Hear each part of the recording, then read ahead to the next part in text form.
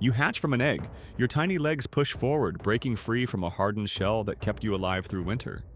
Around you, hundreds of siblings are doing the same, crawling, twitching, fighting to emerge. Some are still stuck. You don't stop to help them. That's their problem. Your mother laid these eggs months ago on a random fence post in someone's garden. She never saw you hatch. She never could, because laying those eggs was her last act. By the time the cold came, she was gone. But you survived. The eggs always do. And now your story begins. The Uthaka, the egg case, split open in the warmth of spring. Tiny mantis nymphs poured out like living sparks, each barely bigger than an ant. Some were weak, trembling as they crawled onto the first green stems they could find. Others? Ruthless from the start. You were one of the ruthless ones. The first thing you saw was movement. A sibling, slow, still shaking from the effort of hatching. You didn't hesitate. You lunged, jaws first, and tore into soft tissue. The sibling kicked weakly, but it was already over. That was the law of the mantis. Eat or be eaten. And around you, the massacre continued. Some siblings scrambled for safety, others tore each other apart.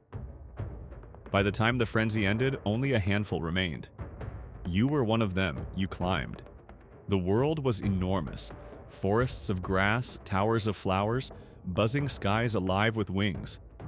Tiny dewdrops clung to leaves like glass jewels, sparkling as the morning sun rose. Hunger gnawed at you again. A tiny gnat passed too close. Instinct took over. Your forelegs snapped forward. Barbed, bladed, perfect traps. The gnat never had a chance. You held it tight, mandibles chewing through in seconds. It wasn't much, but it was enough. Days passed. You hunted more, flies, mosquitoes, beetles. Each meal made you stronger. Each hunt sharpened your reflexes. You learned the subtle art of patience. The way shadows fall, how the breeze shifts leaves, how the smallest flicker of movement signals a potential meal. Or a predator. But then came the first big change. Your body grew too large for its own skin. Pressure built, joints stiffened, and suddenly, split. Your exoskeleton cracked open down the back. You crawled out, pale and soft, trembling, vulnerable. The world could have killed you then. Birds, ants, even another mantis. But you waited, still as stone. Slowly, your armor hardened. You weren't the same anymore. Bigger, deadlier. One step closer to the predator you were meant to be. The little gnats and mosquitoes, they weren't enough anymore. You needed more. A grasshopper landed nearby. Bigger than you, stronger maybe. You waited, rocking gently with the breeze, swaying like just another leaf. The grasshopper turned its head. Wrong move. You struck. Your spiked legs clamped down like steel traps. The grasshopper thrashed, but there was no escape. You ate it alive, starting from the head, and you kept going. Spiders in their own webs, moths fluttering desperately in the dark. Even small frogs, dragged down and devoured, kicking until they went still. You were no longer just surviving, you were ruling. Other insects scurried, birds hesitated. The garden wasn't safe anymore. Not with you in it. You grew into an adult. Wings stretched from your back, delicate veins like tiny stained glass windows. Your colors deepened, muted greens, earthy browns, subtle flashes of gold and white. And then the urge came. Not hunger, not the need to molt. Something deeper. Mating. If you were male, you knew the risk. She was bigger than you, hungrier. You approached slowly, carefully. Every step measured, every twitch of antennae deliberate. If she let you climb, maybe you'd live. Maybe you'd pass on your genes. But if not, her claws snapped faster than you could run. One bite, and your head was gone. Sometimes, even as your body mated, your headless corpse kept moving, driven by instinct. And she ate, calmly, as life carried on. But here's the twist. The males who got eaten often fertilized more eggs. Their death meant her life, her strength, her survival, and the survival of their offspring. If you were female, you laid your eggs after. A foamy case that hardened in the air. Hundreds of lives waiting to hatch. And when winter came, you slowed, stopped, faded. But the eggs endured. The mantis isn't just another insect, it's a masterpiece of survival. Reflexes so fast they strike in less than a tenth of a second. 3D vision, the only insect that sees depth the way humans do. Scientists even put 3D glasses on mantises to prove it. Rotating heads, almost 180 degrees, scanning every angle for danger or prey. Perfect camouflage, flowers, sticks, leaves. Some species look like petals, others like withered twigs. To prey, they're invisible. Calculated killers, they don't just pounce, they plan. Watching, waiting, choosing the perfect second to strike.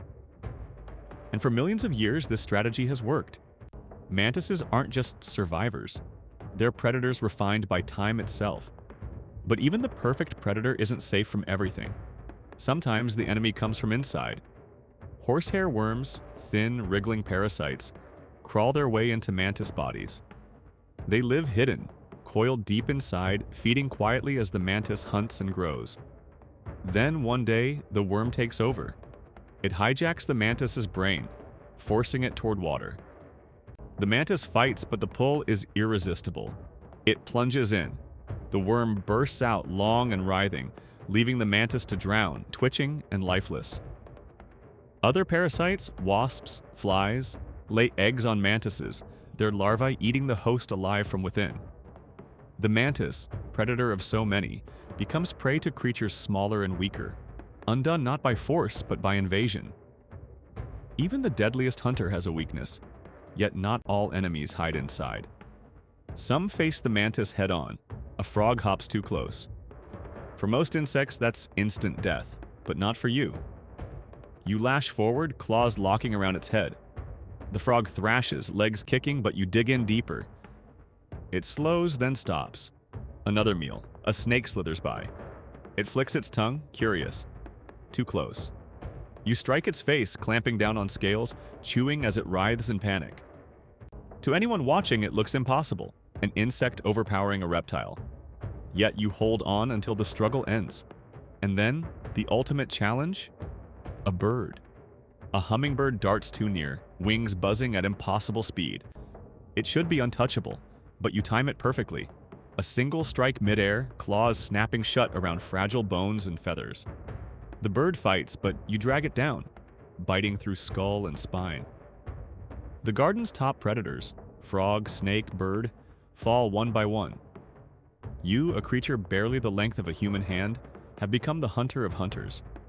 The life of a preying mantis is short, brutal, beautiful. It begins in violence, siblings devouring each other at birth. It grows through cunning, hunting anything that moves, from flies to frogs. It risks everything in love, males sacrificing themselves so females can thrive. It faces enemies hidden within, parasites twisting bodies into their puppets. It fights battles against giants, frogs, snakes, even birds, and sometimes wins, and it ends in silence. Bodies gone, but eggs waiting to begin the cycle again. The mantis is nature at its rawest. No mercy, no wasted motion, no hesitation. Its world is one of calculated violence, patience, and instinct. So when you see one, arms folded like it's praying, remember this: it's not praying, it's waiting. Waiting for the perfect moment to strike, waiting for life to challenge it, and waiting to win. For more such content, subscribe to Mindrix.